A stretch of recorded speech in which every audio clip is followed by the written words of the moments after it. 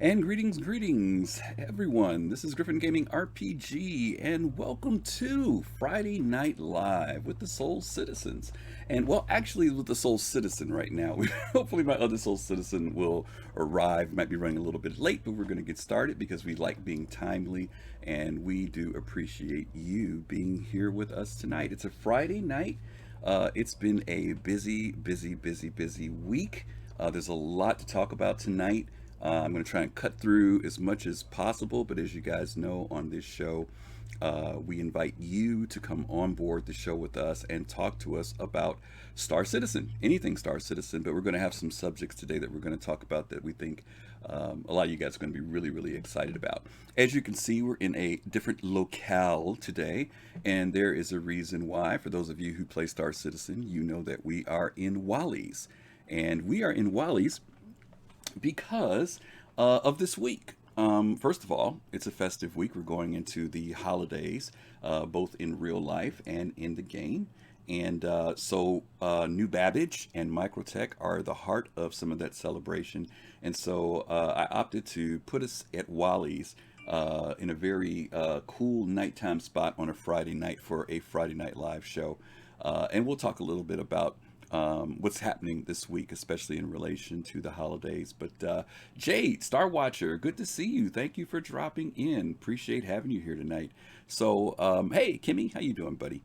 Got Kimmy just dropped in as well. Hang on a second. There we Going go. on, Griff? Can you hear me there, buddy? How you doing, man? All right, man. Good. And so I don't know, Kimmy, I don't know if you heard me. I was saying that we're in Wally's this week. We Oh changed yeah. our location for a little bit. What'd you get to drink, man? Well, you know what? By the time this night is over with, I'm going to need a drink. Let's just say that. Okay. At the rate it's going right now. Spot me one, man. brother, Spot me one. I need a cold one, man. It's might Friday need- night. Yeah, but you know what? We've Spot got. me I'm one, man. echoing through your Spot me system too, one. by the I way, need a Kimmy. cold Sorry. one, man. It's Um, Friday night. We You got hear the- something on yeah, my we got the system? loop. We got the loop going. Okay, let me get that off of there. Okay, no problem. Only takes a second. Who else is here? Vengeful, 1977-07. Good to see you. Papa Doc, what's up? And right. Cuddles, hey Cuddles, 07. Gang's all here. All right, it's good to see you, gang. All right. You're still looping through, Kimmy. I'm not sure what it is. Okay, We it still got stopped. It It stopped, didn't it? There we go. Perfect. Yay. Thank you. Awesome sauce. So anyway, as you guys know, Friday Night Live is our free-flowing night. It's not like what we do on Sunday, which is much more structured. This is the night where we invite you, the community, to come on board the show with us and talk to us about Star Citizen. And there's a lot to talk about, as I said earlier. There's a lot going on in Star Citizen this week.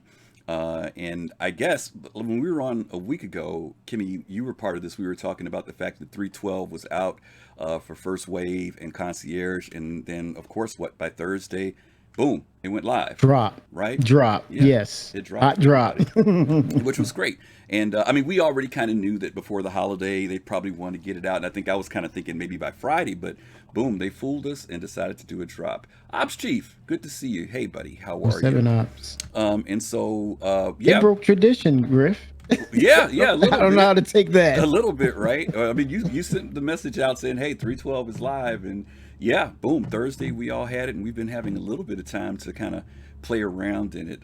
We did do some playing around. Kimmy and I were in it even before that time. We did get some time into the game during the testing, and it was really nice to see that the testing wasn't too bad. Kimmy, did you run into a lot of problems during testing? Oh my God. Well, it all depends what you would call a problem. Well, most important, I didn't get a lot of 30Ks. So Okay. here I am doing bounty, right? Mhm. And I'm racking up and taking out bounty and feeling good, and all of a sudden, okay, it was quite a 3 or 4 bogeys on the screen, and I'm going after them, getting Mhm. after it, and I'm like, okay, wait a minute, this is not quite a Cutlass Black. And I'm like doing the second take. I said, oh, they sent the hammerhead at me. Okay. So you thought? That's a little extreme, right? So you thought? Uh-huh. So I thought, and I'm getting in a little closer and closer, and I was like, OMG, no, they didn't. They sicked Idris on me, man, in a little Aurora Ellen. Yeah, and just so you guys will know, Kimmy is not like me. Kimmy proceeded to continue to shoot at the Idris. I would have shut off all my power, my engines, and said, "Okay, hopefully I have gone stealth and this thing will not see me." But he was the hero and survived, right? You survived, right? You No, didn't. no, Oh, did it get you? no, Oh, it no. got you. I Oh. mean, let me tell you, I hit something on my keyboard, and the moment Mhm. I did that, I must have powered down, and I'm scrambling to power back up, Oh. and two shots, And that literally, was that it. was It it. was done That deal. was it. Done deal. Done deal. Yeah. Yeah, guys, there's a lot of stuff that they've included, and there's some things, of course, that they dropped in the game that we didn't even know about. Kimmy, one of those things was INS Jericho. Did you get a chance to get out there yet? Did you get to make it I out have there? not. I've been looking like, man, I've been looking hard, and I'm looking and checking the XY coordinates and everything, and I could not find it. But that ship makes your 890 look like an Aurora, literally on scale. The station, yeah, it's huge. It's huge. Blackwater Goat, BWG, good to see you. Thank you for Oh dropping seven. in. Yeah, absolutely. No, you're right, Kimmy. I mean, the scale and size of INS Jericho, for those of you who don't know, INS Jericho is it's an actual UEE naval station that they have placed inside of one of the Lagrange points in the clouds, and it takes a little bit to find it coordinates wise. It's once you kind of know how to get there, it's not so bad. If you go to oh God, what do you call it? Not New Babbage, what's the word? Microtep. Mick L1. Yeah, Uh, Mick L1. It's about 30,000 kilometers from there. But it is in the cloud. It takes a little bit to get to it. People have published a lot of different navigation points and coordinates in order to help you find it. But when you get yes. there, it is a huge facility. I think it's a couple miles long. It's long enough that two javelins can be parked in it, nose to nose, plus a middle. Well, let's put it this way: the length of a Carrick javelin, the length of a 890. javelin. No. I'm talking about the full length of the place. The length of a javelin, then the middle part is the length of a javelin, then another length of a javelin. So three javelins long, roughly, is the length of the facility. And as Kimmy said, you can park 890s there. You can park whatever you want on the ramps, and it still looks small. Kimmy, did you see the footage of the people who proceeded to attack it? Yes, Yes. the Yes. turrets just had a. It was a joke. It was a meme, and one shot, and it was done. One shot, Yep. it was Now, done. just so you guys know, in case you haven't seen it, there was a video on Reddit where some guys took a Carrack out, and you guys know a Carrack is one of the fairly well shielded ships. We don't know whether they had stock shields on it or if they had done the tricked it out. But we do know is that are capital shields on it. And they proceeded to fire a few shots at the turret to kind of instigate a little something with the station. I want to say that it was 6 seconds. I want to say it was 9 shots, Yes, and I there's want to some say timing six put of on those it. shots took the Hmm. shields down, and the next two or three just blew the Carrack up. So it was 6 seconds total time, and that was just one. As Kimmy said, that was just one cannon. That was not the entire station firing at them. So they're evidently probably planning some form of gameplay because, like all things in Star Citizen, they don't put stuff in the game just for decoration's sake, right, Kimmy? So That's true. we probably They're got letting something us know coming. they're scaling up big time. Hmm. So that's pretty exciting, and I'm sure there are other things. Oh, Kimmy, there is something else. I was going to try to get this footage, the background footage up here for Wally's today. Yes. And at first, I was going to go to Microtech because I wanted to go to, that place where they put the Christmas tree, well, the tree last time with the Lumen. gifts. Oh yes, yes, yes, So yes, I yes. forgot that that hasn't started yet. It doesn't start till the 22nd, but I was thinking maybe it Right. was there That's a already. big event. So when I Yeah. get to Microtech and I'm getting ready to look for New Babbage to set my coordinates to land, I see a place with a new name. And I don't know if any of you guys in chat Hmm. have seen this. There's a new location, unless I just missed it. There was a new location on Microtech called the Necropolis. Now, I don't know if any Oh. of you guys have seen that before, but I saw it today. And since 312 just came out yesterday, you guys know the Necropolis is the place of the dead. Um, I flew down there. It looked like a completely different area of New Babbage. There was no greenery, there was no snow. It looked like the place of the dead. It was desolate. There is a facility there that looks a little spooky, and I won't tell you what's there, but let's just say I went in, I saw what was there, and I got out. I did not stick around. So if you guys want to check out something that has not been mentioned yet, the Breaking news. Necropolis, on Microtech. Just look for it. It pops up on your map. And when I saw that name, I'm like, okay, I've been here enough times that I've never seen the What necropolis is that? before. So yeah, so Kimmy, there you go, man. You got something to do in your next stream and see what it is. Just Yes, yes. yeah, be Oh, ready. shout out to Blackwater Goat, because I had an instance. I was in game, Griff, Mm-hmm. and here's the thing: if you take a small ship and you land it on the surface where there is high intense storms, Mm-hmm. it will take that ship and fly it somewhere else, and you will not find it Oh again. yeah. Oh So, needless yeah. to say, I didn't kill myself. I was stranded. Okay. And so I made a call, and I sent the beacon out, and lo and behold, Blackwater Goat came and gave me a lift. Oh, Oh seven to Blackwater Goat, a oh. citizen to be recognized in the verse. That's what happens when you're famous. See, your name got out there, and they said, "Oh, wait a minute, I know that guy. I know that guy. I Oh, gotta we go got a help him guest. out." There he is. All right, our other co-host is here. Dig that 32. Dig, how you doing, buddy? He's might be still trying to get his mic and stuff together. Dig, are you there? Let's see, is he there?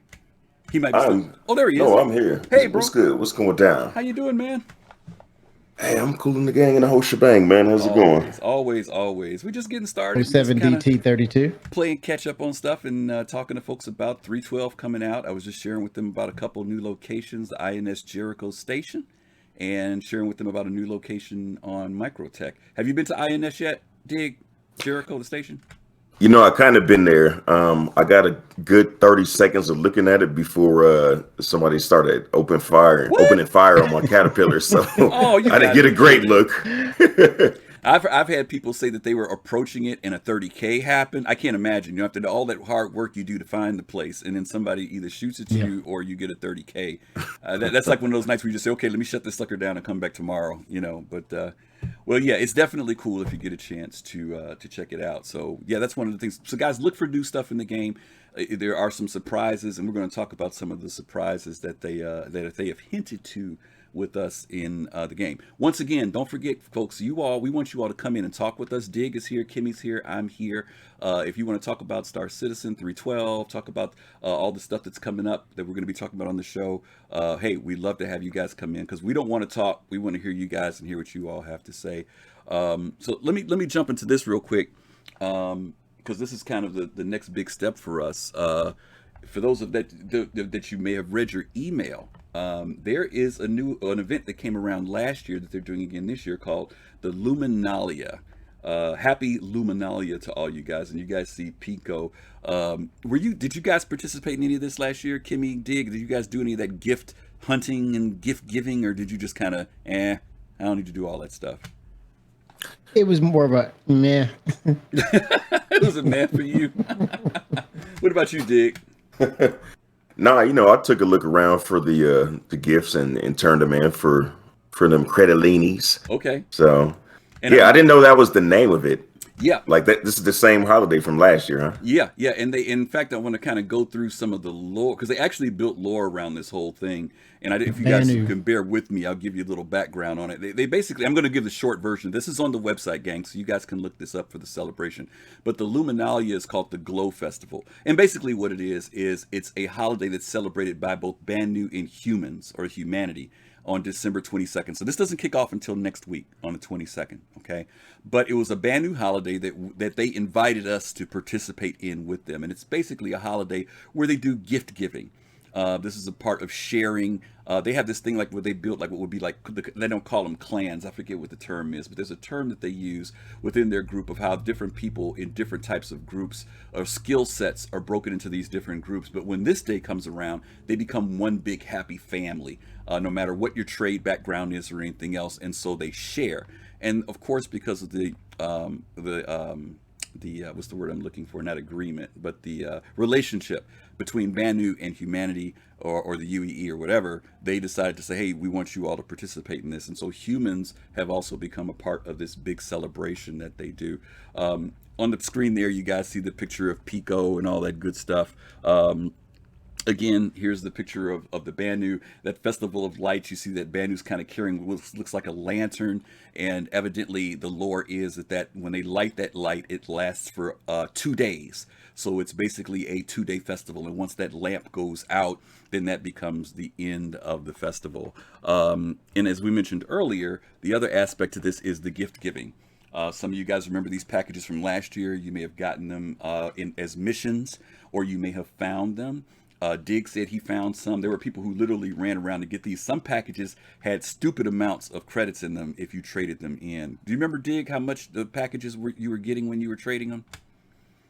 No, I don't remember it being incredible, but maybe about 5, 10, something that you would get like on a delivery. Okay, but there were red ones that had some crazy amount of money. The green ones were, like you said, they were lower numbered. Nice. But there were red ones that were scattered here and there. Were people. It was something like 100,000 or 200,000. Chat. Maybe Oh, you wow. all remember. Okay. Yeah, chat. Maybe some of you all may remember what it was. The Suli. Thank you, Jade. Thank you, Suli. Thank you. Same Suli. We're all part of the same Suli. Absolutely. Thank you. Is this the thing where they ended up finding that translation? Like they found that Banu communication, they translated it, and it was like, yeah, give humans like cheap little gifts, which will make them spend more money with you. Whether that's tied into that lore, I don't know if that's a part of this celebration as much as that's a part of their mantra, about how to relate to humans. I think that was kind of their whole spiel, because they talk about that even if you, like, let's say you don't have gifts to give, you can buy gifts from them at a very, very low price. That's another factor that they do. But the idea is that there is this aspect of sharing and giving gifts to each other throughout this thing. One of the things that I do want to say about this, CIG has created a whole bunch of contests for this. One of the contests is actually going out and doing a screenshot with, I think, light has to be the theme in it. They've got a whole bunch of other festive contests during this period. So you guys need to check out the website if you want to do that. In fact, for the screenshot contest, one of the winning prizes is a custom Talon Astro gaming headset that has Asperia on the sides of it. It looks really cool. Wow. Don't know if it sounds any good, but hey, it looks cool. So that's something that you could win. One of the contests also, they're giving away 3 of those not track IRs. What's the new IR thing called, Kim? Toby Toby 5, which I just installed and I'm testing right now. Okay, and they're giving away 3 of those as well. So you guys, if you're interested in some of that stuff, there's a Luminalia sweater contest. There's the Talon screenshot test. There's the Cozy Glow contest. So there's plenty of activities to do as a part of this big celebration. The one thing that I really want to plug, and Kimmy and Dig, you guys might really like this. This year, if you get someone to sign up for Star Citizen, and hopefully I read this correctly. You know what? I'm going to make sure I don't read it incorrectly. This is what it says. It says, make yourself and your loved ones happy by inviting them to Star Citizen. Don't forget for your referral code, because if you bring a new player, not 10, a new player into the verse between December 17th and January 11th, in the spirit of Luminalia, we will give you both a Drake Dragonfly. Boom. That ain't a bad deal. That ain't a bad deal. So if you guys get people to come in, hey, there's some dragonflies for you. And the black one is a very cool, item. So I'm sure. Special note. Yeah. On that Toby Eye Tracker 5, you can request chat to have an extension cable, and they will supply that to you all free of charge. Neato. So I requested one, and I have an extension USB cable. Neato. You'll need it. We're going to be doing a show, Kimmy, on hardware and things about building for Star Citizen. So I'm going to call on you. I'm telling you now, because you're one of the first people in our group that's got one. I'm going to put one on order, but you'll probably have a little bit more on it. So just kind of be prepared, and folks, that'll be a great show when we get to talk about hardware and builds for Star Citizen, especially as we're going into 2021. Some of you guys are already considering with all the new processors, new graphics cards. Hey, should I build? What if I do? What do I build? Blah blah blah blah. So hopefully it takes no time to you in the mail. I mean, it took literally like 3 days to get here from Sweden. Oh, not bad at all. That's not bad at all. All righty. Dig, any first impressions on 312 with the new update? Anything from you on that? They pack so much in there, it's kind of hard. But you know what? The thing that I really appreciate the most is the AR markers for your for your fellow party members being fixed. Because Mm, that was kind of a headache when you could see like one or none of your party members. yeah. So thank you, CIG. Really needed that one. Amen to that. I agree. Kimmy, what about you? Anything that stands out in particular that's in the game? Lagrange Lagrange points. points. So Okay. beautiful. So beautiful. Yeah. Yeah, the Lagrange points definitely add a new dimension to the game. Not just like it's not just the beauty. We all love the beauty, but Kimmy will tell you when you go out there, you start to see the vastness of space. There's a different perception of depth when you go into the game now, and you start to get a real idea of just how big space is, even around a space station. Kimmy, to your point, I was impressed with the lighting that they did on those space Yes. stations in there, the new guiding lights that come in and the lights that Yes. orbit around. Oh man, now finding a Splines station is- 2.0. yes, it is totally totally different. We've got Admiral Kusanagi who just joined us. Admiral, how the heck are you? Hey guys, how's it going? Good Right, to see you. Admiral. Good to see you. Or good What's to hear good? you, I should say. So, this is a great point you guys just bringing up here, and I just did this like half an hour ago. Okay. So I did 3 prospector runs, and refined them individually, Mm-hmm. and then in between each one, I loaded up a freelancer, and then when that freelancer was filled up, or when I thought it was filled up, then I brought it to a planet and sold it. Okay, how'd you do? That's in game right now. And I Yes. was blown away. Nice, right? Stability. It is nice. It is nice. For those of you who don't know, the refineries, unlike the cargo decks, when the cargo decks were implemented, we got the physicality, but we didn't get the gaming mechanic yet. And the great thing about the refinery decks is that they are not only in the game, but they're working. Of course, there's going to be some tweaking that'll probably go on. But right now, you can mine raw ore. When you go to the refinery, you can sell that raw ore if you'd like, or you can put in a work order to have that ore refined, and then you can take it from that location to one of the planetary locations and sell it for a higher profit margin. And it takes a little bit of time. Depending on how much money you spend, that will determine how long it takes for your refining process. Sometimes it'll take, I think the lowest I got was 40 minutes, Admiral, but I saw it also go up to as long as 4 hours. If I didn't have a lot of money, it was going to take a lot of, more time to get it done. Kimmy, the dig, did either of you guys get to check out the refinery? I've yet to find one. Okay. But I gotta find one though, for Okay. sure. Okay. I Yeah. think they're all in the stations that have a 1 or a 2 the associated with L1s, it, yep, all like the Crew L1s. 1, Mm-hmm. like Crew Yeah, they're L1, all- Crew L2. Yep. Yeah, they're all in the L1s, and yeah, their things is outstanding, man. I love it because it was such a kind of a one-dimensional thing. Go here, grab this. Go here, you sell it. Mm-hmm. Now it's the whole process, man. You can go take your stuff, your mined up stuff to the refinery and just sell it, Mm-hmm. or you can invest some time or some money or both, and set it down, and either go bring some more ore and make some more jobs happen, and then collect the other stuff and put it all in one big ship, and then take it to the market. It's just you got a nice little loop. It's more than a loop, man. You got a little lifestyle going on now. Very nice. Oh yeah, it's fantastic. I think the prices, it's like, you spend like, for that 3 runs, I had to spend like $3K for 2 of them, and the third was like maybe $1,500. So you're already in the hole for like seven grand. So the question is like, maybe it's cheaper just to sell it to the refinery, just the raw ore, or do the whole thing. So, but I wanted to test it out, so that's why I was like, I'm just going to do everything, and I don't know. I think I did pretty well. I made like 50 grand, but Yeah. Well, as you Wow. and one of the go ahead, Admiral. Go ahead. I was just going to say, one of those runs was completely no inert minerals. So it was all like, I'd find a rock with 100% aluminum or whatever. So it's like, Variations. yeah. So yeah, but Well, I'm glad you shared it was a good that. time. I'm glad you shared that because one of the points I was going to mention is that CIG announced that they made adjustments to the mineral content. So you should find rocks that have more content in them now. There's also the process of what Dig mentioned about when you go sell, prices will vary depending on demand. And even though the whole econ quanta system isn't in yet, they are going to make it so that some places will buy certain items for more or less money. So Dig, let me ask you this question because I know you do a lot of good instructional videos on stuff like this. Do you think that this extra step, and what I mean by, you just talked about the one-dimensional aspect where before it was just a matter of just go mine and then immediately go someplace and sell it. Do you think that these extra steps, and I'm going to try to name some of these steps, I've got to mine it, I've got to find a refinery, I've got to walk through the refinery, I've got to go to the terminal, I've got to set up a work order.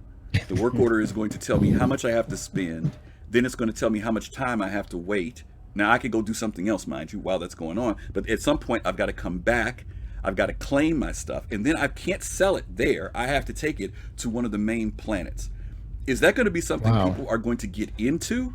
Like, they're really going to get off on that level of, like you said, dimensionality? Or is it going to be something where people who were so used to just that one-dimensional gameplay that they're going to be kind of maybe turned off by it? Well, fortunately, they can still just mine up some more and sell it. Mm-hmm. So that option is still there. Mm-hmm. It's going to be people like me that really are trying to live in the verse and I guess go to work in the verse that are really going to enjoy that. Mm-hmm. I think so, man. With a bulk of people like that, I don't know. I can't even make a guess at that one. Hopefully not, because then I can just make up all the money by myself. Less people mining, right? I'll go do something else. I'll go do bounty hunting. I just think that there are going to be some people who will enjoy it, that extra depth and realism in the game, and then I think there may be some people who are maybe used to that quick buck feel, who really aren't into the mining, because I think that there is a dynamic of really being into something. And same with bounty hunting, right? I mean, there are people who will love the idea of chasing people from planet to planet to planet, where other people are going to be like, man, if this keeps hopping, I'm out of here. You know what I mean? So I think that there are going to be people who will truly enjoy the enhanced gameplay, and then there are some people who might say, like you said, I'll just go, sell my raw stuff, and that'll be it, Okay. Most definitely. Yeah, well, that's all good stuff, folks. I will add one more thing here. Sure. I want to say, like, you go to talk to a bartender, then they give you the same line every time. Mm-hmm. It's the same exact, the voice actor or whatever. I have been down in that refinery like a jillion times, at least for the past couple days, and the announcer is like continuously different stuff. I'm like, what do they get, like 50 audio tracks that or like more? I'm just like wow. It's so good. Yeah. Somebody. Yeah, well, like whoever's in charge. Yeah. Yeah. The audio. Like, hey, if you lost your Mobi device, come to the main office. Yeah. And then I saw them tonight. They were running, like there were like 6 of them that like had something to do, and they ran by me. I'm like, what is going on here? Yeah, that's pretty cool. The episode the other day where they talked about 312 and the new things that they've added. There's a section in there with the guy. I think you're muted. Am I? I'm sorry. You're muted, Griff. Yep, sorry about that. I clicked on something else. In the last video that they put out, there's a section that they do with the guy who did the audio for the refineries. And he shows all the tracks and stuff that he did and talks about the fact that he really did put in the time to create a lively atmosphere there. And I think a part of what you're talking about is what he was probably very conscious of, because you're right, you go into some places and if you start hearing things repeat, it takes you out of the immersion. But you are subconsciously noticing that, hey, this guy's not repeating the same thing. I've been in here 10 minutes and I haven't heard, fire out at level 2, you don't hear it again, So I think you're right, Admiral. It definitely adds to the immersion of the game when that happens. And the refinery is amazing, guys. If you haven't been to the refinery, trust me, walk around. It'll take you a while just to walk around and look at every aspect and facet of the facility. But CIG really did put the work in, and it's amazing to see what they did there. Okay. I will say, find the refinery first if you're going to do Quantanium, because you don't want to be searching for that if you have Quantanium. TikTok. Know where you want to go, right? Okay, very cool. Okay, well, listen, I want to show a video for you guys, and some of these you guys may have seen already, but we're going to kick off with this first video. It was called Assault on Stanton, and it's basically the promo video for 312, so let's take a quick look at that. Very nice. Attention, people of Stanton.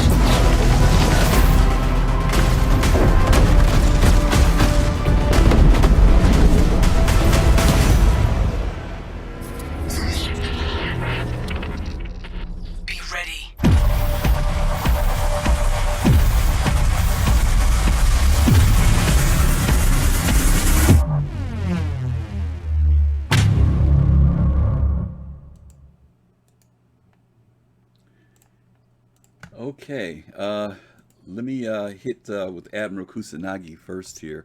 Uh, Admiral, this title, there were two things that happened here. The title, Assault on Stanton, and then that voiceover that said, be ready. Do you think that they're kind of feeding us something? Because there was a little bit of static communication at the beginning that you couldn't hear what was being said. Do you think this is more than just the introduction to 312, or do you think this is all just kind of continued hype? You're probably gonna get into it, but if I recall, in the video, what maybe yesterday, they were saying that something might come in 312. So maybe around Christmas or just after Christmas, they might introduce something else. I know we've been dealing with, the anti-alien faction for quite some time. I think originally on Port O, and then eventually it went back to the last show. So something to take a look at. Okay. Kimmy, what about you? What do you think? Well, I mean, the fact that they really dialed in and got this patch out to us, you would think that, well, they have a lot of room to do more, stabilize and such.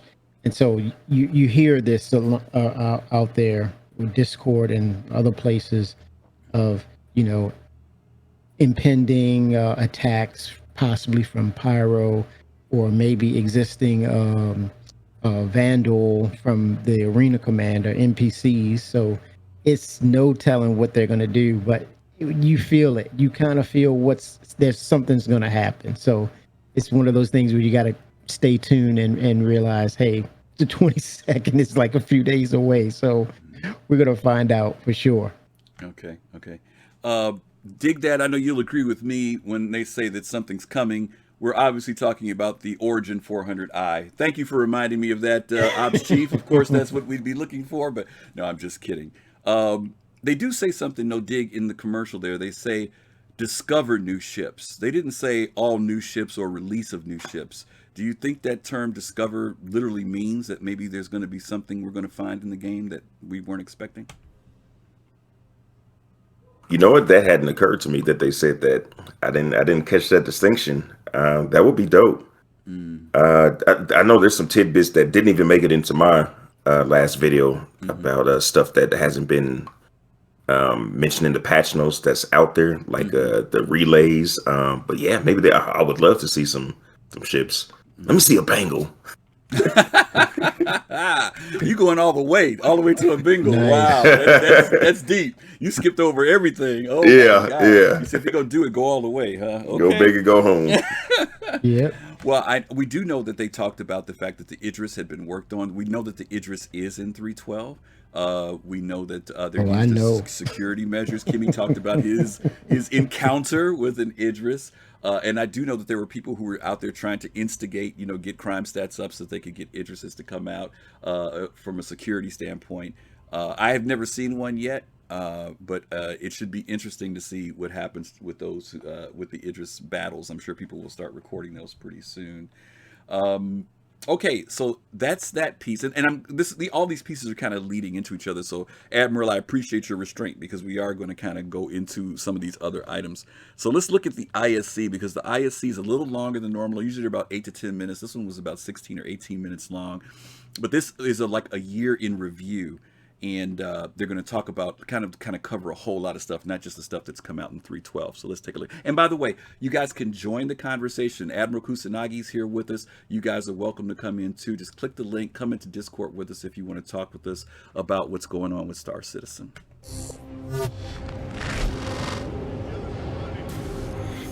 Some of our artistic goals with the refinery was it's large and open, which has its challenges because we've got to pretty much draw the entire environment in one frame.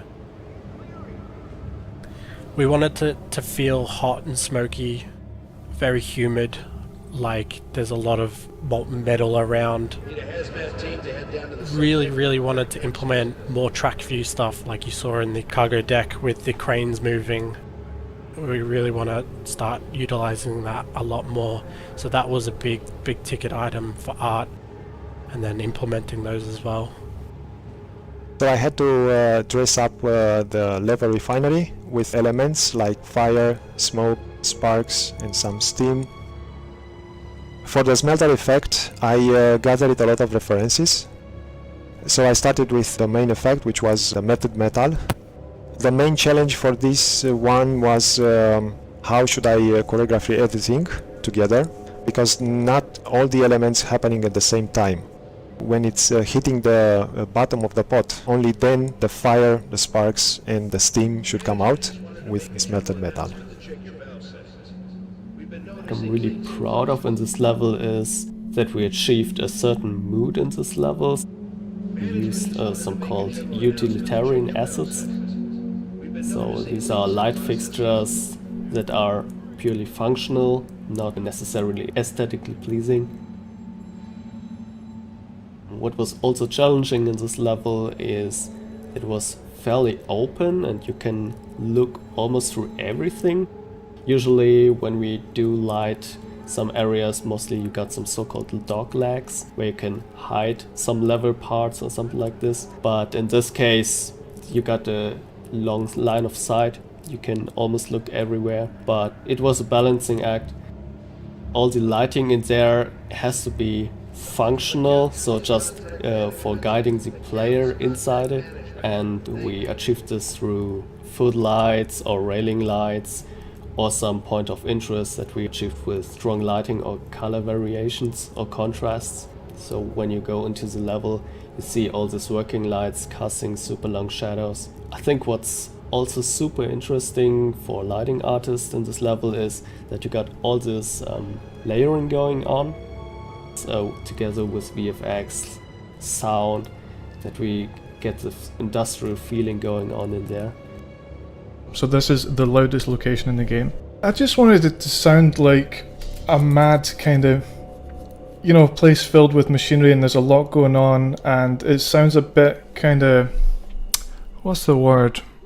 Like low tech. Quite a low tech sound I was going for. Lots of like metal clanking and things like that. Maybe machines are kind of broken and they're rattling a bit more than the one beside it. Just give it a bit of life to the whole space. Here's a quick walkthrough on how I designed the ambiences for the refinery deck. We've got three main layers here. We've got synth layer, base layer and the detail. The detail is just kind of high-end metal hits. The base layer is some noise from some like fan sounds. And the synth layer is something I designed using the Behringer Neutron synth. I'll just show you this now.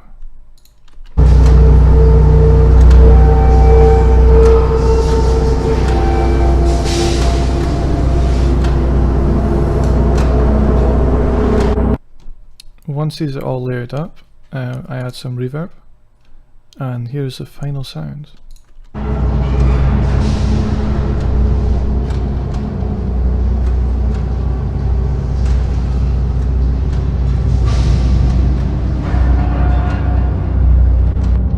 And that's how I designed some of the sounds for the refinery deck. So when you first arrive to the refinery, you step out from the elevator and you're greeted with some information boards. It's less, game critical information and more environment setting information. If you look left or right, because there's elevators on either side, you'll notice that we've got these big windows that look out into space.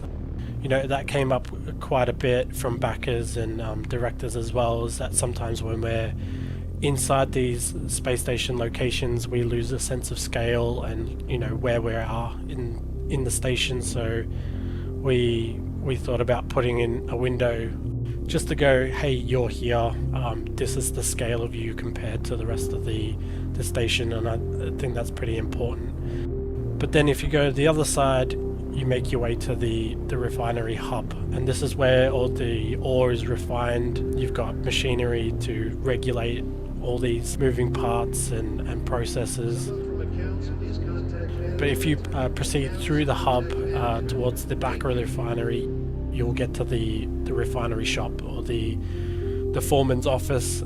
You've got some services like ship rentals, mining guild, refinery guild, where you can buy mining equipment like mining heads and backpacks and the multi-tool, as well as ship rentals. So pretty much it's a one-stop shop if you go above the shop, past the foreman's office, who's the overseer of the entire facility, kind of like the boss of the location. So you'll hear him over the loudspeaker making calls for people, requesting information and stuff like that.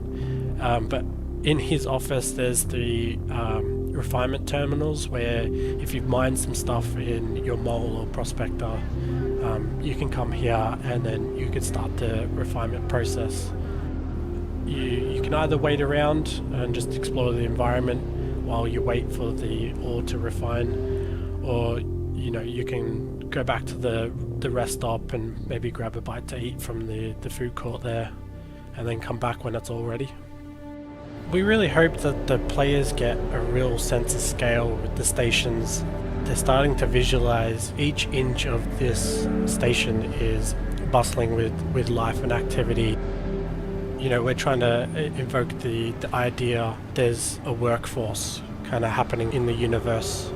All this is something that you can go and you can see firsthand what's happening with all the work you're doing out in the verse. Need a hazmat team to head down to the subdeck. We've got a chem spill. It's no secret that 2020 hasn't been the easiest of years for most people. I'm going to stop there because I want to ask Admiral a question. Admiral, it sounds like you had an opportunity to kind of roam around the refinery deck a little bit. We talked about the mechanics of what goes on there, but what did you think about the design and the graphics, the artistry, of the space itself? One of the small things that I actually picked up on was that, in between the two terminals, one to just drop off your prospector with just regular unrefined ore, and then doing the refined ore station right there. In between that is a poster of an Argo, and I was just looking at it like, wow, it actually looks like a real poster. I'm like, the way the light like hit it and stuff, and it had wrinkles and stuff. I'm like, wow, this is so good.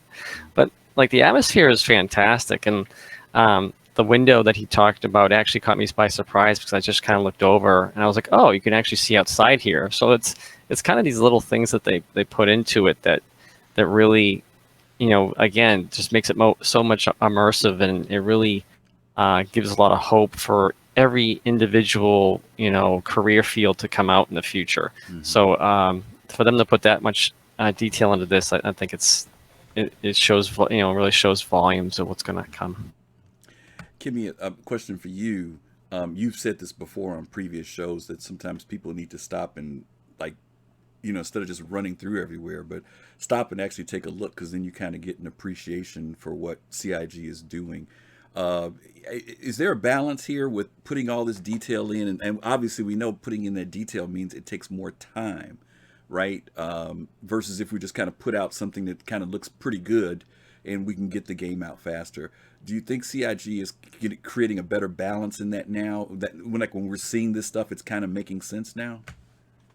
Oh, it's definitely making a lot of sense. And whether we agree with it or not, it will remain Chris's vision.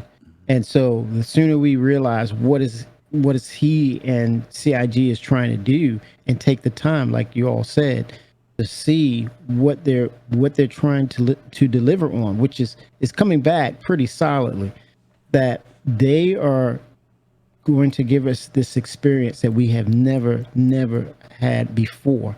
And so as they go through and like with the Planet Tech, they'll give us something, and then if it's time permitted, and like you see with the advent of them going in, fleshing everything out, and then with the Planet Tech that they have now, it took 2 years to get where the systems is right now. Mm-hmm. So they went in with the tech and it only took like 2 months. So yeah, they are well aware of that balance and what it will take to do things right. But at the same time, they want to be satisfied with, okay, are we done with this? Are we satisfied with this? Does it satisfy? Does it fit the mold? And does it exceed the expectations?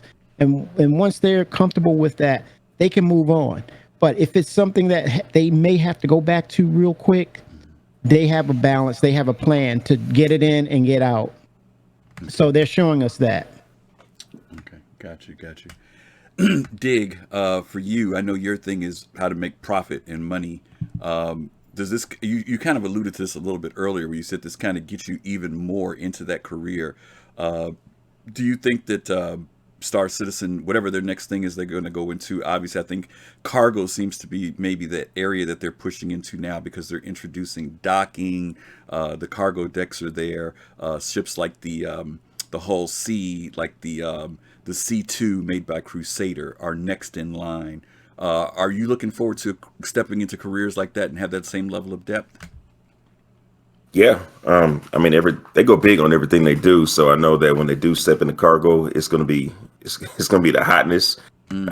Just being able to stack a bunch of stuff inside of the cargo decks is gonna be major because, especially when Quantum comes in, because that sounds like a tough gig to know exactly where you gotta go to make your money at. So yeah, I think that's something that's gonna get people really immersed in the game. As my man Yamix will say, immersion is gonna be at an all-time high. So yeah, I'm definitely looking forward to it. Okay, good stuff. All right, once again, folks, you all come in. We want to hear your thoughts about where CIG is going. Let's pick up with good old Disco and see what the next thing is he's going to be sharing with us here. For many industries. But thanks in part to the shared support of the Star Citizen community and to our own existing distributed development organization, this year has been a notable one for a wide range of additions to the persistent universe. So it's for this reason that we thought we'd take a few minutes and take a look back at some of the highlights that made this year a truly unique and memorable one in the continuing development of Star Citizen.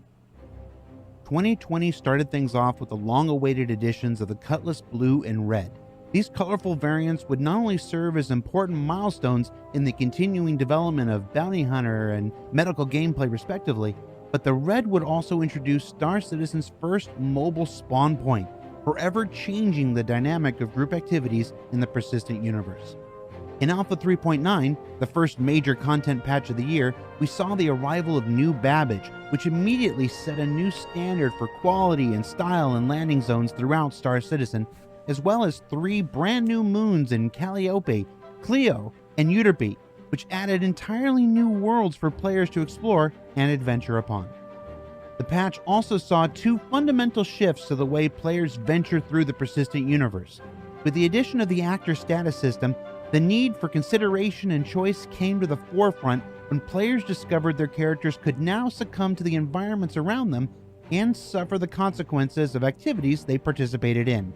That last one would be especially important now that the Kleischer automated prison was online, which instantly added a punishing adventure for those who were caught running afoul of the law, but also allowing greater rewards to be offered for those who succeed in a criminal lifestyle.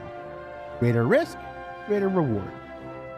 Overall, 2020 would be a year of major quality of life improvements throughout, and those started with the introduction of the personal inner thought wheel, which made the massive amount of interactions in Star Citizen instantly and more easily accessible to players new and old alike, as well as major stability improvements to long-term persistence that would form the backbone of an improved stability throughout the gameplay experience. Rounding out the highlights for Alpha 3.9 were the popular Overlord armors for subscribers, our first look at the vigilante gang of Pyro, the Asperia Prowler, Star Citizen's first offering from the avian-inspired alien Tavaran race and bringer with it of the coolest cockpit boot-up sequence yet, and one of the biggest new additions to Star Citizen, Invictus Launch Week, which saw the massive Idris and Javelin capital ships make their introductions to the persistent universe as they toured the Stanton system, flanked by equally initial appearances of the F-8 Lightning and F-7A Hornet.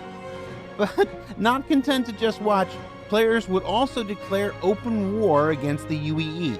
Sure, it was fun, but you can bet the UEE will be better prepared when next they meet. Midway through 2020 saw the arrival of Alpha 3.10 with its focus on an improved vehicle experience for all players. Massive changes to aerodynamic flight and thruster efficiency curves led to atmospheric flight that truly took the unique characteristics of each ship into account. Changes to high-speed combat brought players in closer for a more visceral and engaging experience. And targeting and turret improvements gave new life to gunners blasting away from embedded stations on multi-crew vehicles like the Hammerhead. 3.10 also saw the first iteration of signed distance fields come online, leading to a new visual effect for atmospheric reentry that could be seen from miles away, while laying the essential groundwork for shield improvements that would begin to be realized later this year. Electron damage literally let players throw lightning from their hands, as it introduced a new damage type that will continue to be iterated on, with non-lethal variations as more bounty hunting mechanics continue to be developed.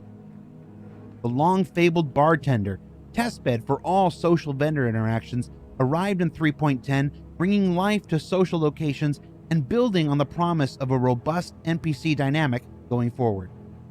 2020 also saw mining expand from just ships and handheld units to ground vehicles with the launch of the Grey Cat Rock, bringing with it a host of new minables and one more way for players to earn a living in the persistent universe.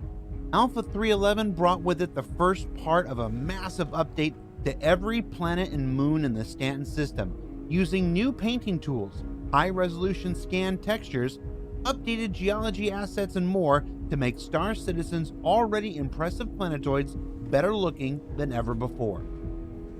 There were also major updates to player inventory, completely revamping the way players carried items on their adventure and introducing external inventory for the very first time, the promising framework for those who want to loot their fallen enemies going forward.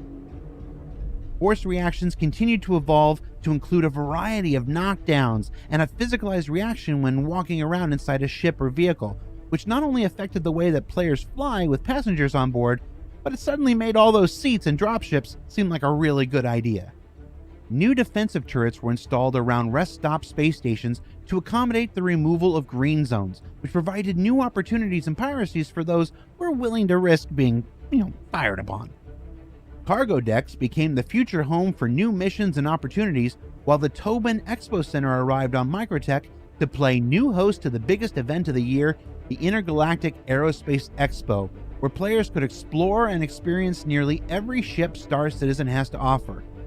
And speaking of ships, IAE brought with it two brand new flyables. First, the Mercury Star Runner burst onto the scene as perhaps the most popular daily driver Star Citizen has seen in some time. With its stunning look and multi-purpose role, it instantly caught the imaginations of citizens everywhere, even if its gas mileage wasn't so hot. They're working on it. The other new addition was the pickup truck from outer space, the Consolidated Outland Nomad, which instantly added a new look unlike anything else in the game and a strong starter alternative to another series of starters that came online just a few weeks earlier, the 100 series from Origin. With the 100i, the 125A, and the 135C all coming online in Alpha 3.11, there were now more ways for new players to begin their Star Citizen adventure than ever before. Now, to list everything that was added to Star Citizen in 2020 would take far too long, but this robust list of smaller additions all add up to a year spent focused on improving on everything that had come before, refining the overall player experience, and building a strong foundation with which to continue expanding upon in the future. Which brings us up to the present. In the final patch of the year, Alpha 3.12 looks to continue this trend with exciting new additions like refining, which will not only add new depth to mining and resource gathering gameplay, but creates ties to cargo hauling and greater opportunity for piracy alike. A new tractor beam attachment that looks to fundamentally alter first-person traversal in the persistent universe, with not only a new way to move resources around, but also to pull the player about in Zero-G. The first version of our reputation system, which will begin its impact by altering the way mission givers respond to players, but will be built upon in numerous ways in the coming year. Well, look who it is. The long-awaited gas cloud tech coming to the Grange points throughout Stanton aim to not only provide a beautiful visual flair to all that empty space in space, but provide new gameplay opportunities in stealth and discovery as players explore within. Where the year started with the Asperia Prowler, we end with another alien offering of Tavaran origin with the Talon and Talon Strike, light fighters in the vein of popular ships like the Gladius and Arrow that also bring with it a unique visual style and some striking new liveries for those who want to stretch their feathers, as it were. Finally, Alpha 3.12 also brings with it a host of new capital ship AI behaviors designed to make life more challenging for players when the massive Idris, fabled stalwart of the UEE, makes its vaunted return before the year is over, with multiple scenarios that can see players on both sides of the law run afoul of its massive railgun and devastating turrets. Whether it's bringing the vile Arlington family to justice, or running a criminal posse so notorious you force the UEE to respond, there's an Idris encounter for everyone in Alpha 3.12. And maybe, just maybe, a brand new threat coming to Stanton from another system that will require everyone on all sides to push back. So, what did we learn this year? Well, we already knew that the Star Citizen community continues to be one of the most supportive and dedicated in all of gaming. But we did learn that nothing's going to stop this train from delivering new content and features, not even during a global pandemic. And that if each year continues to be better than the last, well, we've got a lot to look forward to in 2021. For Inside Star Citizen, I'm Jared Huckabee. Happy holidays to all, and we'll see you all next year.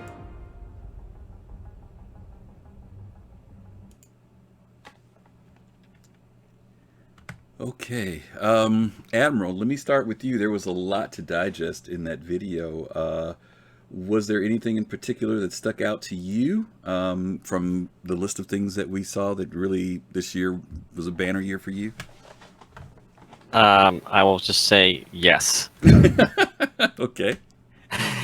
And the whole thing, I mean, the biggest take of this is COVID-19. Like, they did all this working from home and being able to deliver on such large things, and they somehow able to keep this thing rolling along. And of course, you know, some of the patches were a little smaller, some of the bugs were a little bit more annoying at times. The 30Ks were always fun, but I mean, I think the kicker at the end is the refining, because the cargo center was a little bit disappointing for many. So to have the refinery so well done, I think that's like the biggest part of it. Okay. Aside from, I guess, Microtech. I should say Microtech, really, but. Okay. Dig, let me throw this at you. There are a lot of people who will say that Star Citizen, that nothing came out this year. Like, all they did was just put out ships. But at the end of this, Disco showed this long list of stuff. Is it becoming kind of easy to forget all these? Because it's not all quality of life. There were mechanics that were put in. There were things like some of the things on that list I saw was like the new mining heads. There were new ships, of course, but there were other dynamics of the game. Is it just the fact that there's so many things that are being put in the game that it's easy to miss them, or is it just the fact that maybe people, the things that they're looking for when they don't see them, like if I'm into smuggling, but there's no smuggling on that list, and I kind of say, well, they're not doing anything. Where's all the stuff at in the game? Where's the disconnect coming from? Yeah, I mean, it's real easy to to overlook what's going on until you see that list that Lando just showed. Yeah, obviously you want to see the things that you want, and when they're not there, it's easy to say, you point to that and say, well, what about that?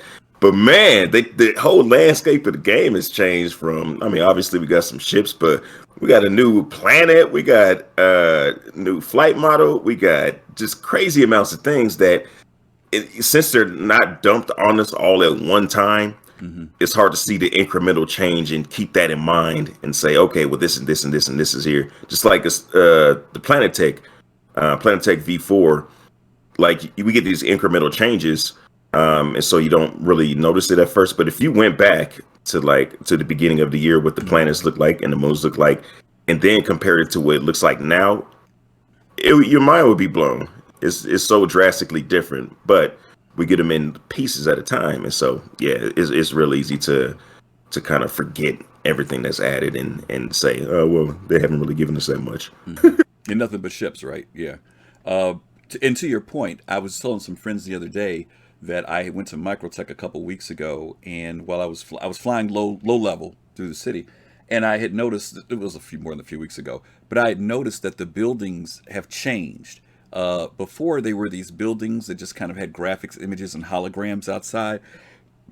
And there was a couple of them that had glass windows, like that where our habs are, for example.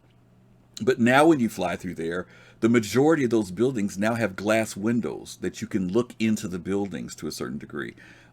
There's these back end enhancements that they do, and I think, and I want to address this to Kimmy. Kimmy, are people missing the fact that there's stuff that happens on the back end, and all they're kind of doing is just looking for that, that one big patch that comes out, but not knowing that CIG is constantly, as you mentioned earlier, you mentioned about the Planet Tech, there's constantly these updates and upgrades that are going on. Is that being missed by the community sometimes? Jesus patch. Yeah, they're looking for the Jesus patch. Jesus patch. No citizen card. Where's my PvP ship?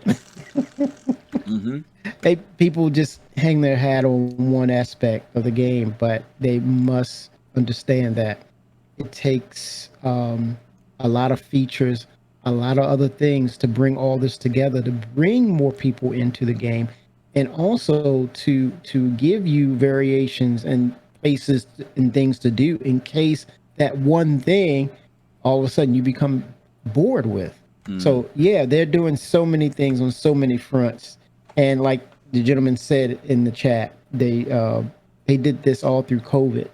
But not only that, when you have to, I'm not going to say corral, but you have to bring guidance and you bring order to your processes for about 600 employees, right? And you have to echo what you're guiding them on, and it has to come back, and it has to be paid in full in the regards of moving that large ship to go left or right or forward. So in the sheer fact that they work together in that context of being at home, but also provided all these updates and changes. And yes, Admiral, I'm going to say the frames, man, are just the lag.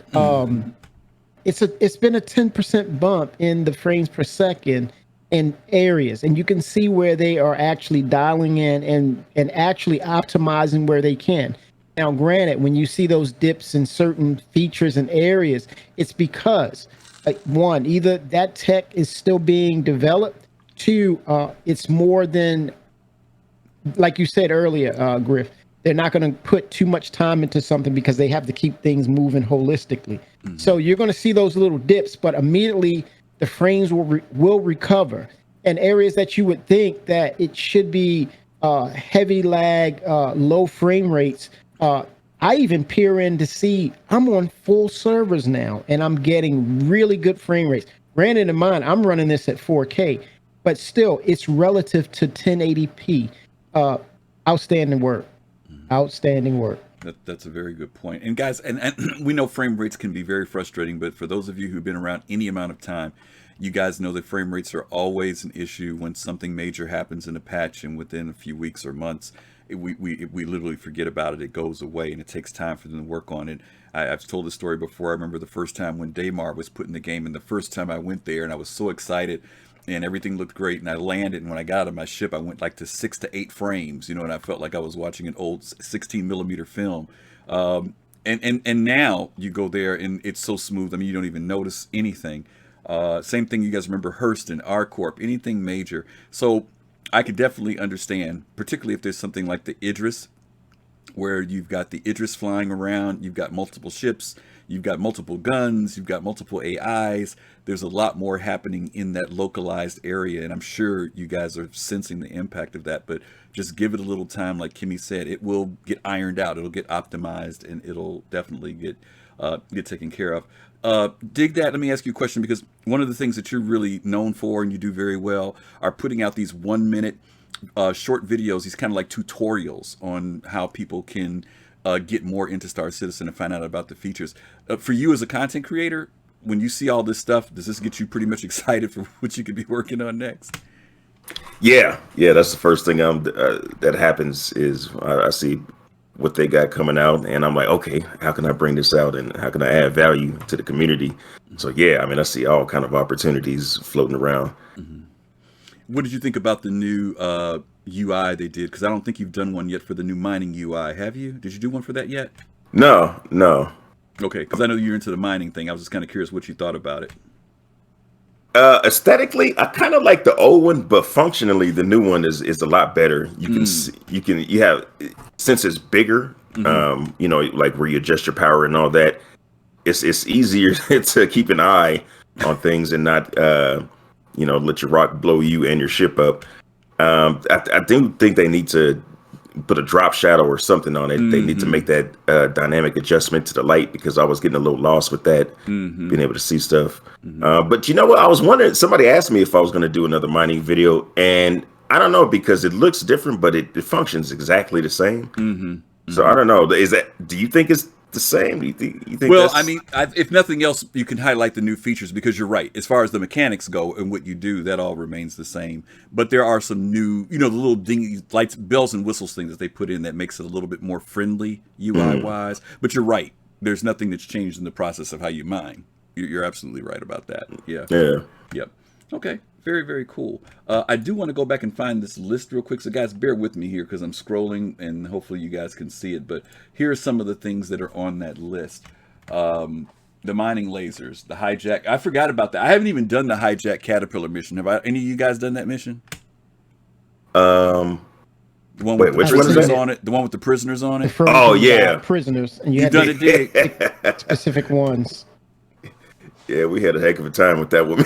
Really? Yeah, because our ship got blown up, and then one of the guys I was with us shot the other guy, and then it was crazy, man. We was floating, we was EVAing for like 20 minutes to get to this ship that was nearby, and then we got chased out. Man, it was a good time, man.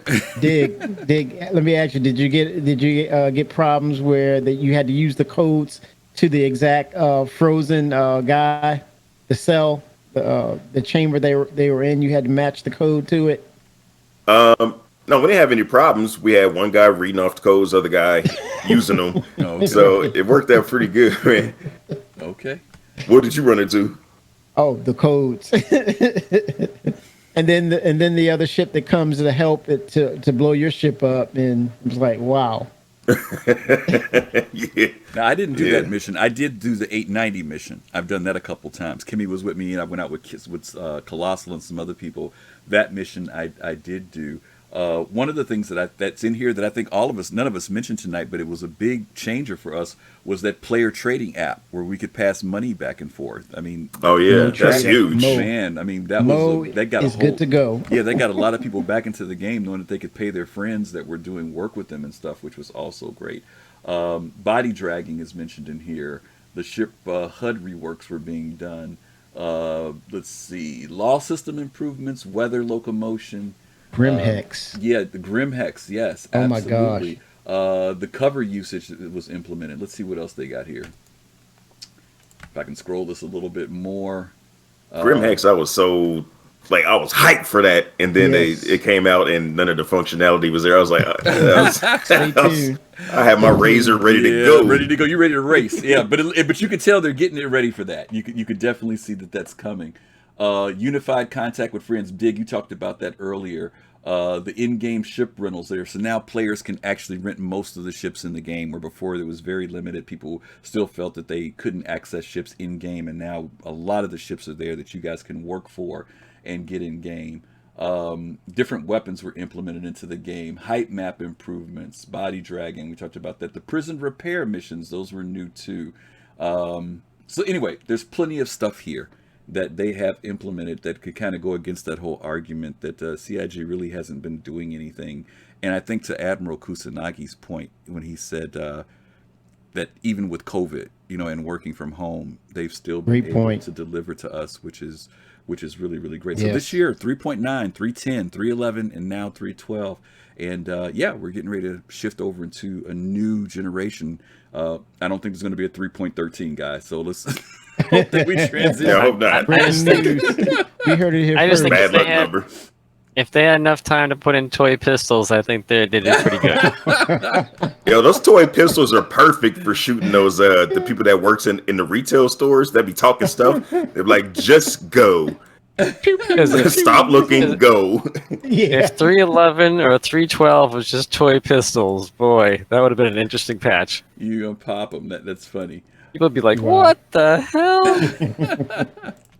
All right, here are just a few more of the items here that they did. Ground cover buoyancy, improved. Let me ask you, I got to ask this question from all three of you. They've been messing around with this stuff with the water, creating buoyancy. Do you think there's any possibility that they're going to introduce a ship that actually lands on water? Oh man, me and my buddy Commander Blackout, we was talking about that.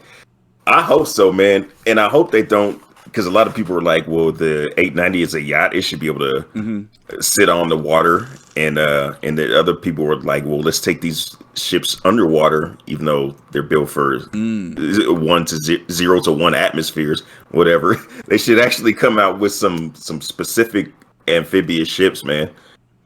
Okay.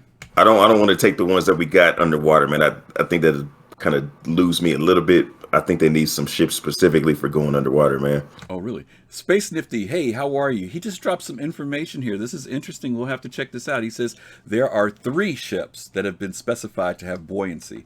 The Hoplite, which is really freaks me out to hear that. The 890 and the 600i. The 890 and 600i, I've always looked at them physically. That looks like that they'd be capable. He's correct. The Hoplite, that blows my mind. I had no idea. Thank you. It used to be on their pages. Wow. The dual engine. That's weird. Wow. Yeah, that's interesting. I might have to go dig up some old stuff and see if that's true. Because I do hope they do that. And Dig, I agree with you. It'd be great that they do create something that's submersible. That would, because as we all know, the underwater world is an entirely different world. And God only knows what we might find down there, which would be really interesting. A whole new Like world. the 890. The 890 is like perfect for water. Oh, I mean, yeah. when it first came out, it was like, is that supposed to go in the water? And then with the new 400, it's got the little tiny fin of, whale fin in the front. You're kind of like, okay, that definitely looks like it goes in the water. So it's just like, and then with that video they showed, I think a week or two ago, it's like, oh, that's definitely what they're doing. Man, you put that aspirated engine in some water, ain't gonna be a good look, man. But it's a great homage, though. What we see with Star Citizen and the fact that they embrace all these other legendary movies and stories of sci-fi, and they incorporate it and give it a love letter in the game itself. So to that, when I see the 890, I immediately call out Fifth Element, and when you saw the basis of that in game, where the ship or that yacht would go through hyperspace and then find that resort area, of course, had the beautiful ocean and sunset. It would just set right down on the ocean itself. So it all lends to an homage again to sci-fi in itself. Absolutely. So I expect that in game at some point. Good point. I need a sailboat. Yeah, really. Space Nifty, yes. You did tie second place in the trivia contest at VerseCon. I do remember that. So we're going to trust you as an authority, bro, because you know way more than I do. So I don't, it's not that I doubt you. I'm just blown away about the Hoplite. That the other two I kind of get, but the Hoplite is like, wow, that's yeah, he's spot on. Okay, so that'll be something else for us to look forward to. You just brought up the Fifth Element, and since we have a second there, I just want to say a big thank you to Tommy Tiny Lister, who played the president in that movie. Yeah. And he, if you don't know, he passed away recently. So sorry to see. Thanks for bringing that up. Yeah, Kimmy gave an honor to him the other day. We talked about that, his impact and stuff. So, which is sad, and unfortunately, it was due to COVID too, which is really sad. At age 62. So. Okay, well, listen, you guys know that when we wrap up our shows, there was no SCL today, but there was one other surprise that we want to share with you guys and talk about. As you guys know, each week when we wrap up, we usually do some machinima. We try to recognize people in the community who've put machinimas out there. There's a lot of them out there that a lot of people have never seen, and we always enjoy kind of wrapping up the night with it. But this week we've got a different one, and this one, believe it or not, was produced by none other than CIG. You guys remember a few weeks ago, we got part 1 of an animated piece that they did called The Reunion, and they tempted us and teased us and said, oh, there's more coming in December, and it just came out on yesterday. So we want to watch that, and then we're going to talk about it a little bit, not just about, do we like it, but maybe where this might be leading. So let's take a quick look at that.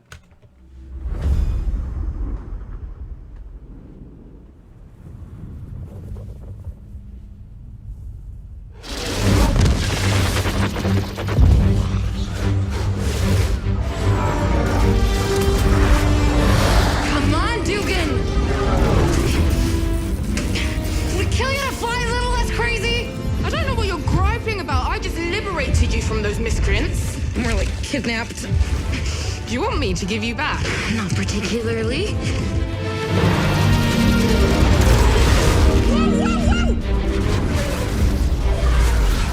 Whoa, not a good idea!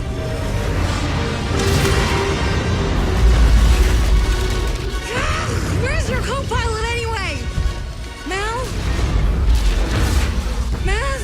Ray, not a good idea!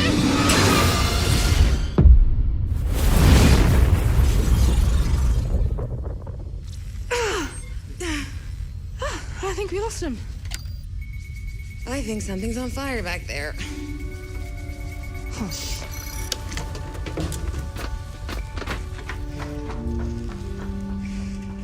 We had some wild times on this ship, huh?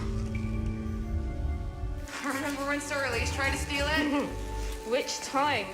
He always had a weird fixation on the duck.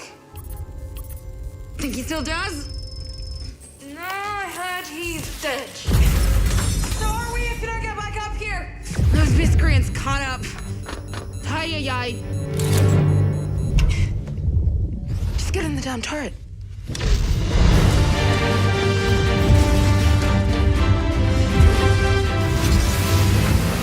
Come on, you bushwhacking ranus, let's go! Gonna shoot or talk to him? You gonna get me in a position?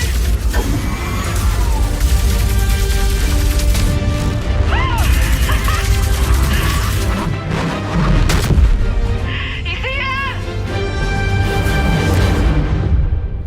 Do I still got it? Or do I still got it? Sulo Pindo.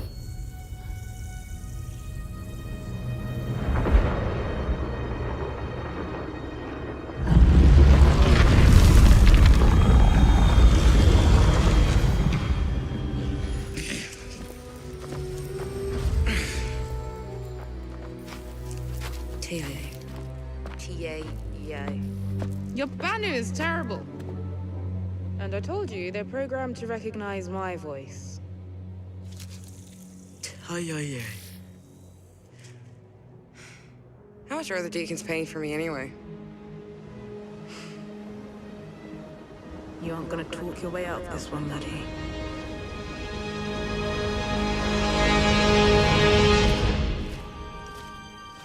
I can get you money, you know?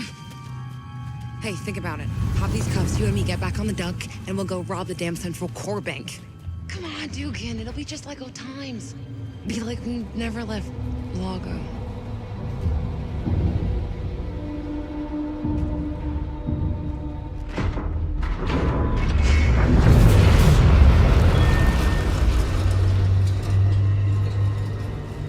Or not. My dog! So happy to see you back safe and sound. She's displeased. I can tell. See, normally, when you abandon your crew to be taken by the police, you're not expecting to see them again. Happy I could facilitate this reunion. Now, about those advocates. Ah, yes.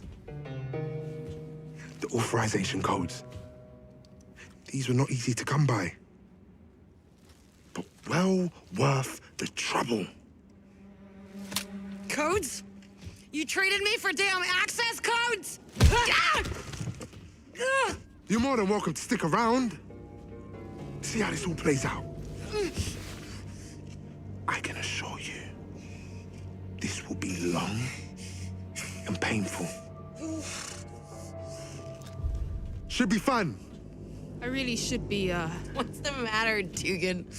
Got another old cohort to sell out? gonna hit up a Banu slave market or two? You know what, Zen? Just because we did a few jobs together way back, doesn't mean I owe you anything. The Banu have a word for backstabbers like you. Hi-yi-yi! Get them! Get off of them! What was that about? You couldn't clue me into your little plan?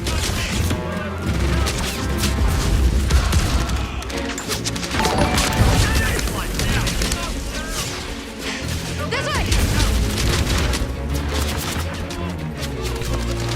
Star Citizen, thank you for the follow.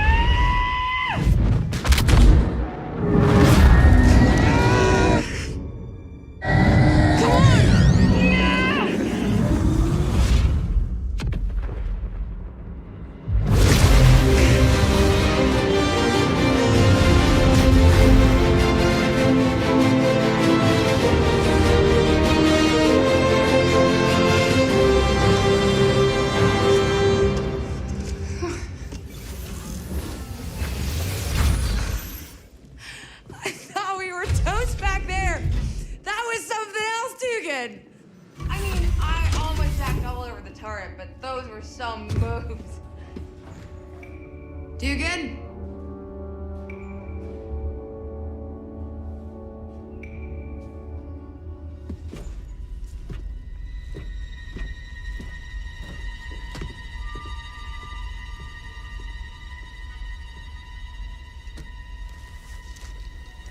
Got it, Mass.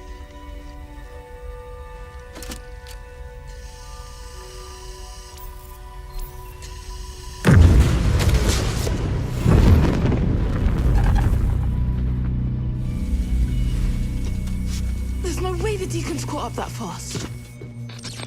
Alex. Been a long time.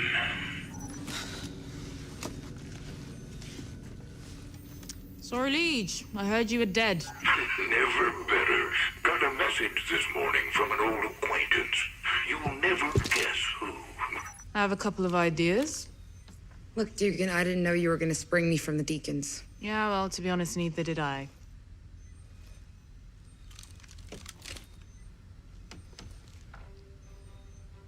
Get in the turret. Give it a 10 count and then unleash hell.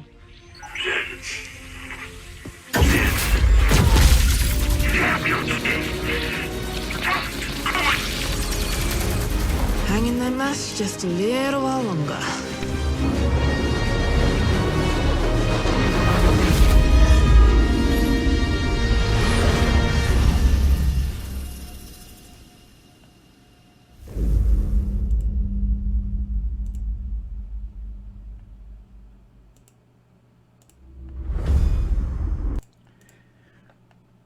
Okay, let's talk a little bit about this. Admiral, let me throw this at you. When this first came out and we saw part one, it was right during IAE, and a lot of people thought that this was kind of more of a marketing piece for selling the Mercury Star Runner, the MSR. But now that we've seen it, we see that there's a lot more to it than that. What were your thoughts about this particular piece of artwork or machinima or whatever you want to call it that CIG put together? I mean, I loved it. I mean, there were elements with that I think a lot of us who backed the game, like, you know, how many people have, you know, been in a tumbrel on a planet and driving along, and like the sound from the vehicle and even the gun as it was going, it was fantastic. You know, I just think it's amazing, and I think it highlights like what Squadron 42 is going to really bring to the community. Okay, all right. Dig, what about you? What did anything in particular impress you about this? Was it the story? Was it seeing the other vehicles like Dragonflies and the MSR and the Ballista? What impressed you about this? First of all, give me that MFD where we're showing the missile tracking behind the Mercury Star Runner. That was hot, man. Yeah. I love that. Yeah. But very cool. We had a nice little set piece going on at the prison. The stakes are raised, so you can see what was on the line. Got some twists. That was a great little machinima there, man. Mm-hmm. A great piece of narrative. I dug it, man. Yeah. Kimmy, there's some people who said that the gentleman who came out and was speaking to Mad Dog, I think it was Montoya, who alluded to the fact that the facial features looked like Meyer. And we know that Meyer did have his face scanned at CitizenCon a couple years ago. And if you guys get a chance, check out Montoya's Twitter. He has a picture of that character and Meyer's face, and it does look like it could be Meyer without his beard. Kimmy, do you think that the animations here are reflective of the game? You know, some people say it looks better than the game. Some people say, it looks okay. What do you think? I mean, obviously, we think this is all in-engine on top of it, probably, right? Well, I gotta say, first and foremost, shout out to Pedro Camacho for that wonderful soundtrack, man. I mean, wow. Pedro. With that said, I mean, we're seeing life breathed into these characters in Star Citizen, and we see it in engine, and we have that. But once we go forward and really, once they dial in and give us that that foundational tech and really bring those NPCs to life, that's the goal. That's what SIG is envisioning to try to live up to this kind of level of interactions between the NPCs, having that life cycle and actually reacting and interacting with us. They're going to shoot for that. I wholeheartedly expect them to do that in that regard. But there were a lot of nice pieces that they showed in these characters as well. A little bit of cybernetics. If you looked at the guy's eye, it shows that Chris, he knows about Cyberpunk 2077. You see some fundamentals of medical. So yeah, I really believe that what they can do with the engine, and when they really dial in and get things working right, we're going to see some really cool things with these NPCs, whether they're human or alien. Again, they'll give you these little breadcrumbs, like we saw the Tavern who was in the chamber in the ship. That wasn't Tavern, brother. Banu. I'm sorry, Banu. I get them mixed up. The Teverin are the bird-like creatures. Yeah, but the Banu, he was in a medical stasis. So again, it's to say not just the human NPCs. They're gonna really go in and say you haven't seen anything yet when they really start dialing this in. Okay, Dig. Let me ask you, and I'll come back to the Admiral in the same question too.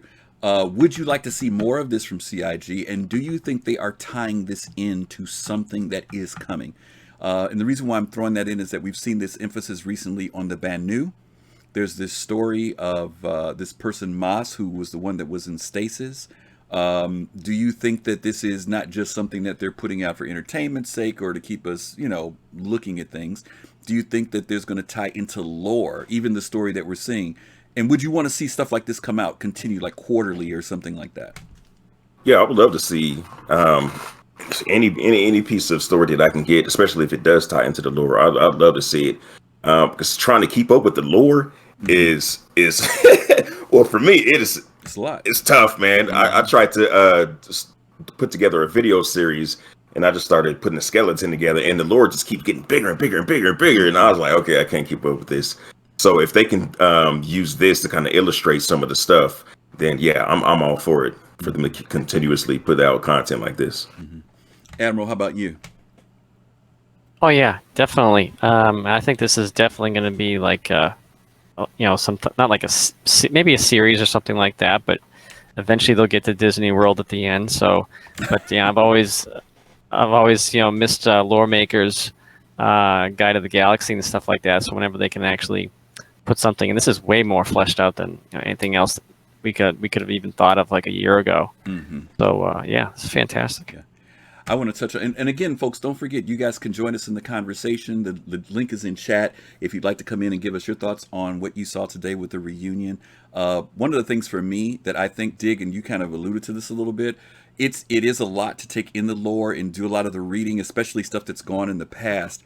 But to be able to see a visual story that gives us some background, not only to these new stories that they're writing, but just to kind of keep us informed, to me would be great. I would love to see something like this, even if it was just quarterly, a continuation of this story. And I think that they've kind of hinted to that, primarily because of the way the story ended, because she says while she's flying the ship, Masu just have to wait a little bit longer. So I'm going to work under the assumption that we are going to find out who that Banu is, why they're in stasis, what was the big deal about this exchange of codes and all this other good stuff. I think it's much bigger than a elaborate commercial for selling ships and in vehicles in Star Citizen. So I would love to see more of this. And from what the chat said, people said they really, really liked it. They thought it was really good. I thought the story was great. I mean, we already know that the people who are working at CIG have done a great job on story. But to be able to see this visually, to me, CIG, if you're listening, please, more of this. Please, more of this. We would love to see more and more of this, I think. Did you guys notice the statue that was in that facility? In the background. It was very familiar or similar to the immigrants who escaped from the Mesa era during the miners that were at Nix at Delamar. Very similar in style of that. So it tends to make me wonder, are they tied to that? When you look at the facility, You see old equipment, and it's more of an industrial or slash mining facility. It looks like so. Don't sleep on Chris to say I'm not just putting this out here for you, just as eye candy. This is a location. Always And connects. if you do your homework, it's out there. And I'm already taking it in. I'm saying, oh, that area's got atmosphere that you can breathe in that particular area. There's a statue in the front. It's something that tragically happened that caused a people to rise up to a cause and to get motivated about something. And so it says it screams lore. It screams lore. But with these characters here, it makes you want to buy a Mercury Star Runner. Yeah, absolutely. It lends to that Han Solo of what we were thinking about this ship and what it can do. And I totally agree with Griff. I have to side with him on this without a doubt. You got to have more of this because now they fed us the candy and it's so sweet. Yeah. Well, Jade just dropped something in here, and I'll let you jump in, Dig. Jade said something here that's really important. It says this was the lore behind the mini game for the black MSR skin. If you guys remember when the MSR came out, they had that little game where you had to find the Mercury Star Runner. He said this ship is the belligerent duck. It would be really interesting to find out that might be the case for this particular ship. If it is, that's great, Jade. I didn't even look at it that deep. I forgot all about the mini game piece, but it would be pretty awesome if this was tied in. Dig, were you going to say something? I'm sorry. No, I was just that's the rumble of my laughter. Okay, my melodious voice. Your melodious voice, absolutely. And they did call it the duck. Yeah, they did. Yeah, Zelix says short story animations for each quarterly drop to set up the dynamic content. Yes, please. So I think we all would love to see more of this, and I think that CIG's done a great job on this. It was a great little surprise for us because I know we knew that part 2 was coming, but to see that this may be a continuation is going to be a really, really cool thing. So awesome stuff. Okay, well, we are going to wrap it up. But we do want to kind of give you guys a little bit of some information.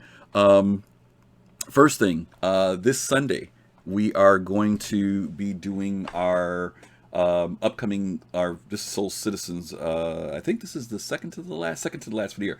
We won't be doing any more Friday Night Lives for the rest of the year because obviously next week is the holiday and around the world. It's Christmas, so we will not be streaming on next Friday. But there will be a Soul Citizens on this Sunday and next Sunday. The Soul Citizens for this Sunday is titled Holiday Wishes. And I really want to ask those of you who've been following us, if you would, to support us in a particular effort. We are doing a survey where we're asking people, what would be your wish from CIG? What's the thing that you would really, really want to see them do? And I'm going to put in chat while my comrades here are sharing their thoughts. I'm going to put in chat the link that will take you to the survey. And I ask that you would go to that survey and fill it out. And what we want to do is this Sunday, we want to take your results and talk about them. So let me put that in. And before I go there, let me go to Kimmy. Let me start with you. Kimmy, where can people find you? Tell people where they can find Kimmy65. Oh, you're gonna see me out on Twitch at Kimmy65, KEMI65, and you're gonna find me here on Soul Citizens on Sundays, 8 p.m. Eastern Standard Time, and sometimes on Friday Night Lives. It's really late. Yeah, for Kimmy, it's late. He's on the East Coast, so he's pulling the late hours. But that's absolutely cool. Dig, where can people find you? You can find me in the trap. It's going down. YouTube.com/digthat32. You know, that's where I be. That's where I hang out. Holla at your boy. Yeah. You all listen, check out Dig That. If you don't subscribe to Dig, subscribe to Dig's YouTube channel. He has highly well-produced videos, great instructional videos. He does updates on every patch, and I'm telling you, other than his great voice, he gives great information. So definitely check him out when you get time. And of course, one of our biggest supporters who's been around with us, I think almost from day one, Admiral Kusanagi. Dude, we always appreciate you dropping in and hanging out with us and supporting us and sharing your thoughts with us. So thank you for being here with us tonight. You're welcome. It's great. Mm-hmm. Great. Absolutely. Great to be on. I appreciate you guys, allowing the community to jump on your channel.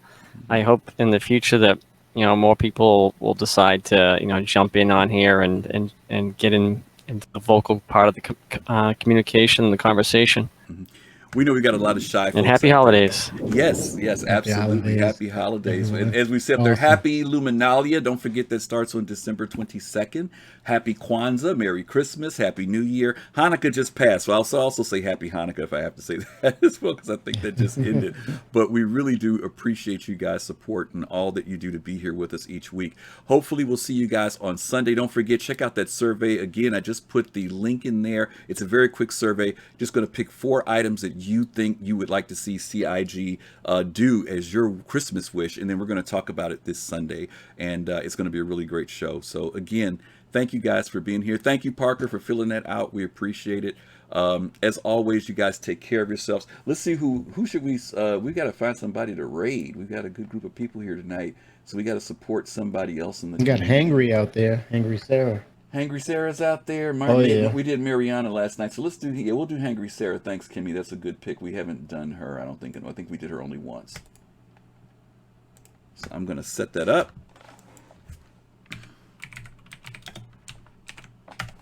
All right, we're going to raid Hangry Sarah. We're going to raid Hangry Sarah. You guys give a shout, give a follow over there, send some love from the Soul Citizens. Take care of yourselves. Have a great holiday week and weekend. Stay safe. Take care of yourselves. And as always, peace, love, and soul. We'll see you guys later. Take care.